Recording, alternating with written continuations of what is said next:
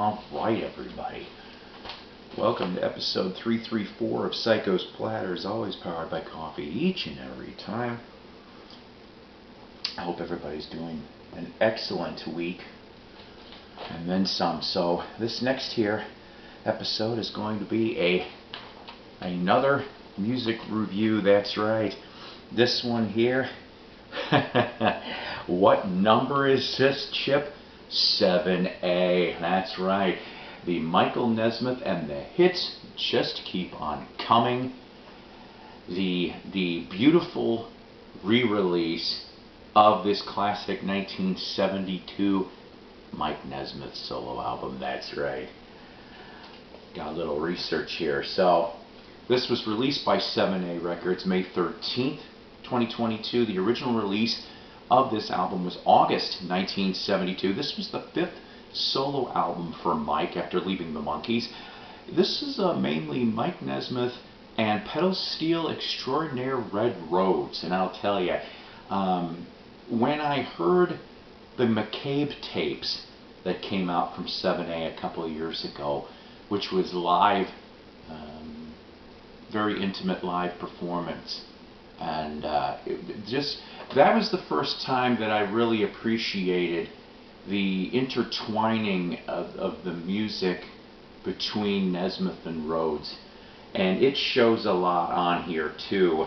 My favorites on here, Tomorrow and Me and Lady Love. Different Drum is on here in a slightly different version.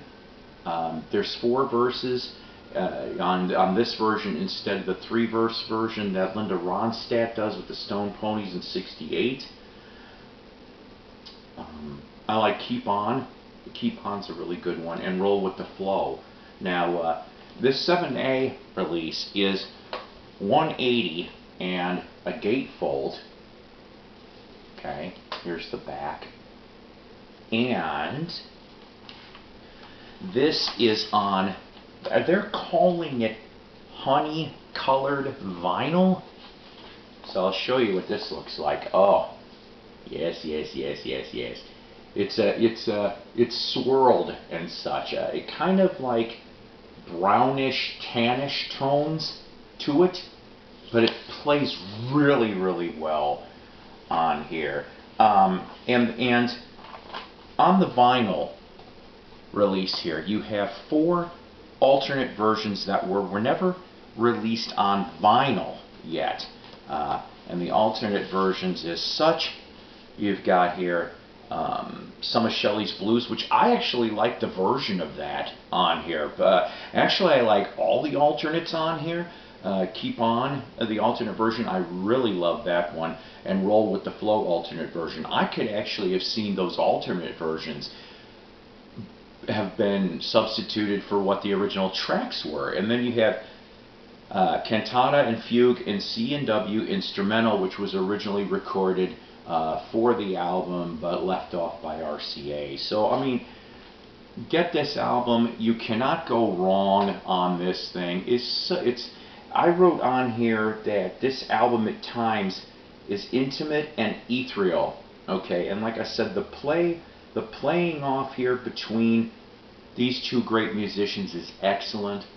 The CD release of this album has got the same tracks that the vinyl does, but it also happens to have a 28-page booklet including previously unseen photographs. I'm probably going to end up going to get the CD release as well.